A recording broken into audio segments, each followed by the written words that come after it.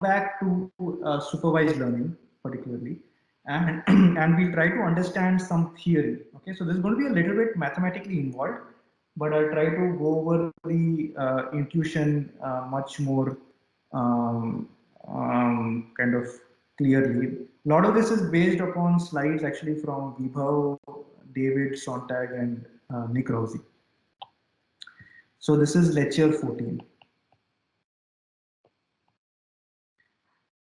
Okay, so two things which we will focus today. We will be looking at kind of the learning problem from a theoretical perspective. So what we'll explicitly see is we look at the generalization performance, right? So essentially we'll try to answer the following question, that once you have learned a model, once you have learned the hypothesis, right? How well does it perform on unseen test examples? Of course, the key assumption over here is that both the training and the test belong to the same distribution.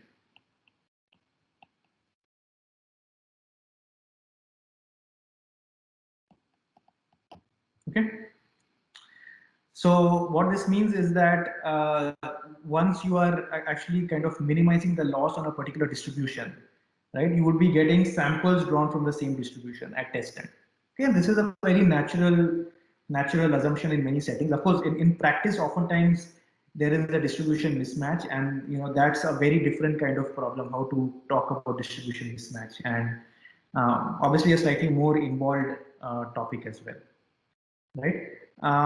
The second question that we'll try to answer is that, okay, once we try to understand how well we perform on a test set, how many samples do we need to make sure that our test error is low, right?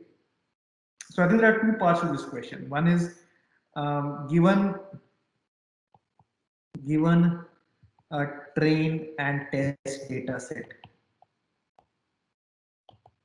I want to bound the test error, maybe given using training error, right? Because I probably know the training error because I'm actually optimizing for the training error. So given the training error, basically how do I bound the test error? Obviously, this would possibly depend on the number of samples. Okay. The second question, which like in some sense a dual question, is what is the minimum number of examples needed, right, for basically less than epsilon test error, right? So essentially what this means is that the gap between the training error and test error should be small. Okay, so maybe instead of saying less than epsilon, I will say less than epsilon gap between training error and test error. And the question is, what are the parameters that will define this? So we'll study this slightly from a theoretical perspective today. And by the way, I have actually uploaded the slides both for lecture 13 and lecture 14 online, so you'll be able to check them out. Lecture 13, shortly after the class, I will also upload the marked up version for this. Okay. Okay. So let's see. So here, so basically, first, right? We will look at essentially this problem from a much simpler perspective.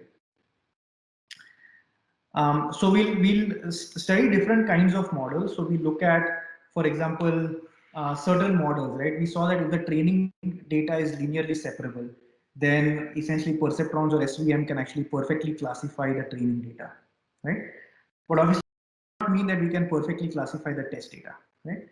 And what this means is that obviously, if I have enough number of examples, and if my training and my test data are really drawn from the same distribution, then if the training data is linearly separable, my test data should also probably be linearly separable, right? If I have enough number of samples. Of course, if I have very few number of samples, it could be misleading, because if I have, say, for example, two samples, right, then it is possible that something which is not originally separable at all could be seen to be linearly separable just because there are two samples, right?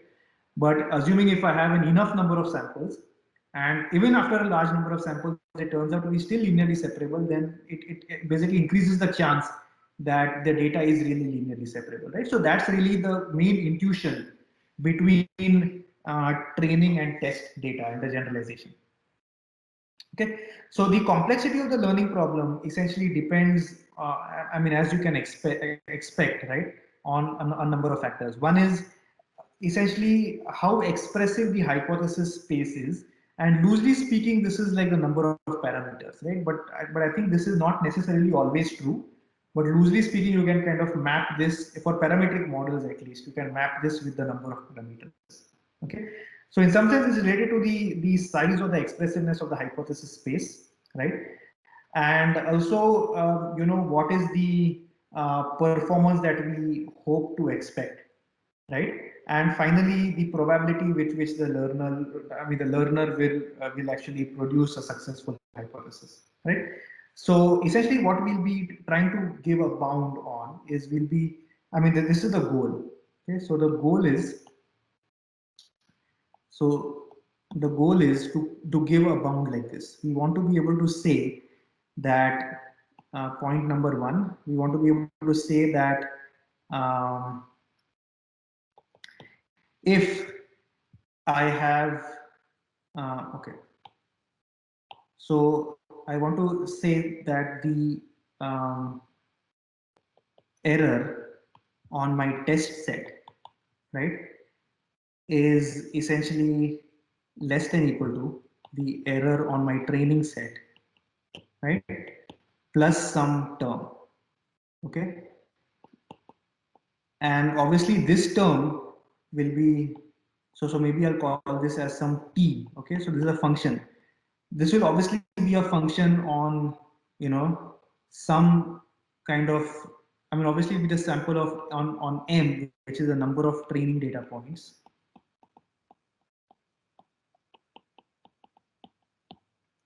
But also it will be a function of some complexity parameter.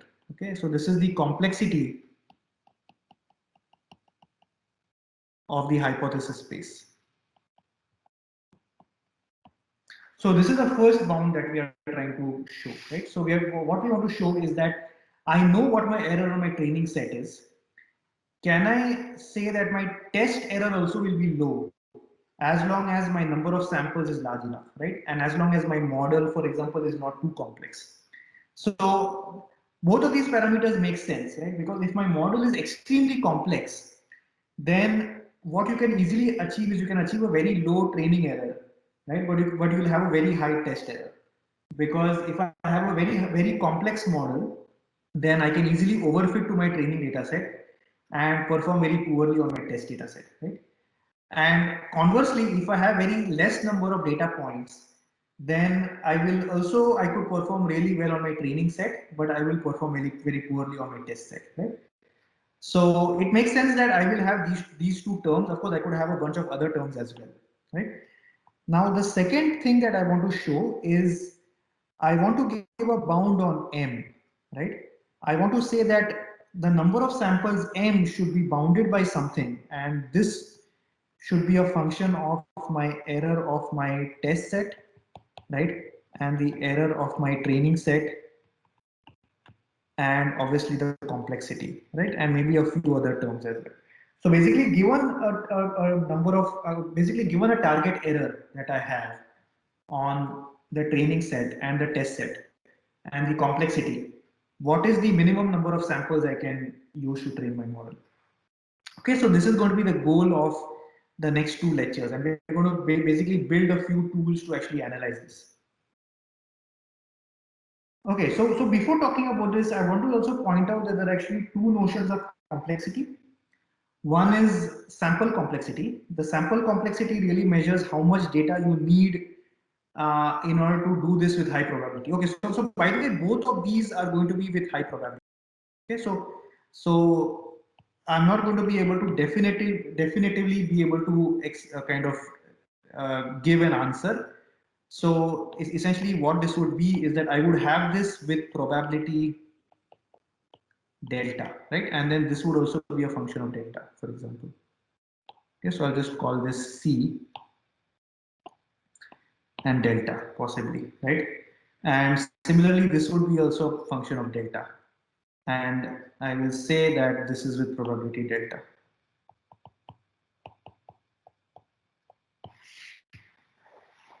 So sample complexity tries to basically give this to bound. So this is the goal of sample complexity.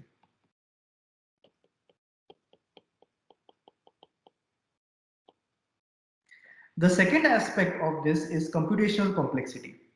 Computational complexity is not something we will focus on as much, at least in these two lectures, but along the way, when we spoke about different algorithms, right, we spent some time talking about the computational complexity. So computational complexity does not focus really on the amount of data you need to actually learn a good hypothesis. In fact, doesn't focus on the goodness of the hypothesis at all. Computational complexity focuses on the kind of trade-off between the time and space for different models. Right? So given a machine learning algorithm, what computational complexity will say is that how much space does this model require, how much memory does this model require, and what is the amount of time required to actually solve the learning problem. Right? Obviously, there is actually a relationship. So higher the sample complexity, the more complicated will be the training algorithm, right? So this will imply actually higher computational complexity. And the reason for this is because each training algorithm is going to be linear, right? Is going to be linear in the number of data points, m, right? Also potentially the dimensionality of the data. So, I mean, it's not necessarily linear. I will say that it's actually polynomial, right? So it's polynomial m and d, right? So obviously higher m, the higher is going to be the computational complexity. Any questions on now?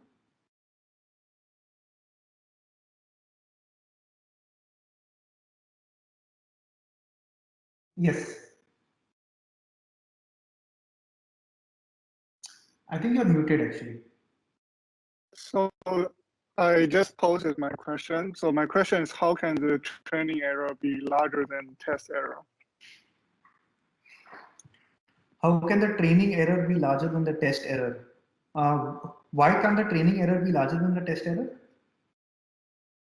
So basically, training error would be larger than the test error if no wait. So larger than the no. So training error would typically not be larger than the test error. So where are we saying that the training error is larger than the test error?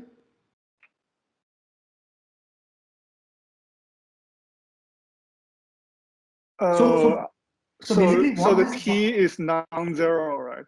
Usually non-zero. So t is larger than 0. yes. Oh, okay. Yeah. So t is larger than 0. So what this is saying is that if I have a training error of say 1%, right? Then my test error is bounded by 1% plus something non-zero. Okay, so this non-zero could be, I mean, this could be 4%, for example, right? So this says that my test error is lesser than 5%. If my training error is less than 1%, right, or my training error is say 1%, then I can give a bound on my test error. That my test error will approximately be 5%. Obviously, this is like an upper bound. So I mean, in some sense, this is like a worst case bound. Okay, so this is the other thing. So this is a worst case bound.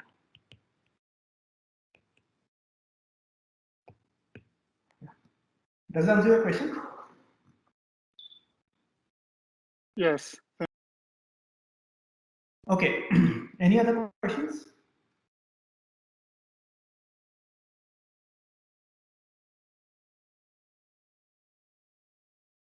Okay. So this is the framework of packed learning. Okay. And we will be looking at this framework actually in the next two lectures. A lot of this was actually developed in the 90s, I believe, or even maybe earlier than that. A lot of fundamental work was done actually by Vapnik on this, and he actually did a lot of work on the VC dimensions. So in the next lecture, we'll be actually looking at VC dimensions. So that was actually work done by Vapnik and his collaborators. So the main idea of probably approximately correct is essentially trying to address the following, right? So it's saying that with high probability, we want to be able to give a bound that says that my true error, right, or my generalization error, or my test error. By the way, the test error, when I'm saying test error, right, this is also called the true error, because I don't know my test set. So my test set can be anything, right? So this holds for every test set. So this is also called a true error, right? So what this says is that my true error is also bounded somehow, right?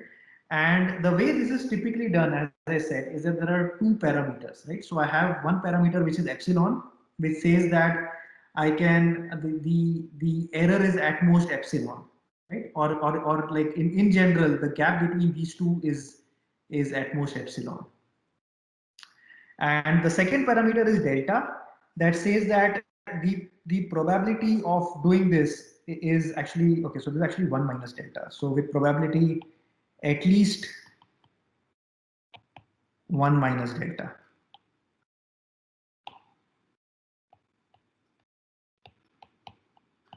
Right? So with at least probability 1 minus delta, and delta is typically also small, right? So both epsilon and delta are going to be small, and subject to both of these parameters, I want to be able to give a bound on my performance, right? Given these two parameters. So we will start actually with a very simple setting in this lecture, okay? And then we will slowly try to actually build upon and make it more and more complex. So the simplest setting will be basically two main assumptions. We will assume that the hypothesis space is finite. Okay. So what I mean by the hypothesis space is finite is essentially that the total possible number of hypotheses that are basically functions that I can learn are actually finite, right?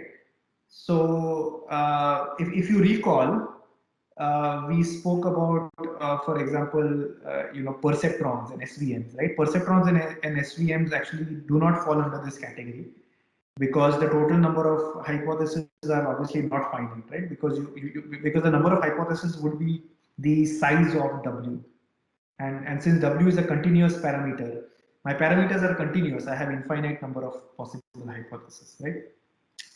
So obviously this is somewhat restrictive, but we are going to relax the assumption soon. The idea is that we're going to try to analyze and give a somewhat of a simple proof in the case where the complexity is finite. And then we're just going to state the result in the infinite hypothesis space. I'm not going to give any proof, in the interest of both time as well as, the course. I mean, the kind of the course coverage, right? I won't actually go into the proof because the proof is much more advanced. But at least I'll try to give an intuition of the proof in the simple version where the hypothesis space is finite. Okay. The other assumption is that the true distribution of the data is P of X and there are no noisy labels, right? And the third assumption is that we can actually learn a perfect classifier on the training set, right? So, for example, in the case of linear models, what this would mean is that the class of models is actually the data set is linearly separable, right? So this is actually called consistent learners. So what it means is that I can actually learn there exists a perfect classifier on my data set that can get a zero training error, right? So essentially what this means is that the training error is actually equal to zero. And I can actually get a model. I have a learning algorithm that can get a model with zero training error, right? So given a model with zero training error, so what this means is that we can find a model, a hypothesis with training error equal to zero, right? So given this, the question is, can we bound test error? Right? So you want to say that test error is less than equal to epsilon. Okay. So briefly, I think we kind of covered this, but briefly I'll just just describe this very quickly, right? So training error means this is the error on a training set, right? And this is exactly what we optimize for. So given my training set comprising of x1, y1 until xm, yn, right? My training error is nothing but essentially the sum of I from 1 to m, error of xi, yi, theta, right? So theta is my model divided by m. Okay. So training error is simple, right? I can explicitly compute this on my training set. Test error is a little bit more complicated. So actually, maybe instead of calling this theta, I will call this. So this is the training error of h. Okay, so this is xi, yi, h, right? So h is the learned hypothesis. The test error is a little bit more complicated, and test error essentially can be written in this way. So it's the probability that hx is not equal to y. So essentially, given a probability distribution over my data x comma y, right? Essentially, this term can be written as a sum over all x comma y, right? And I generate samples p of x comma y, and this is essentially the error of x comma y comma h. Okay, so this is basically the test. This is basically the test error. Okay, so this is the difference between training error and test error. Okay, I think at this point we will stop, and we will continue with this basically from next time onwards. So I think next time, given this basic setup, we will be able to actually build upon this now and kind of go over the proof technique for actually showing this learning theory based problem. Okay, any questions?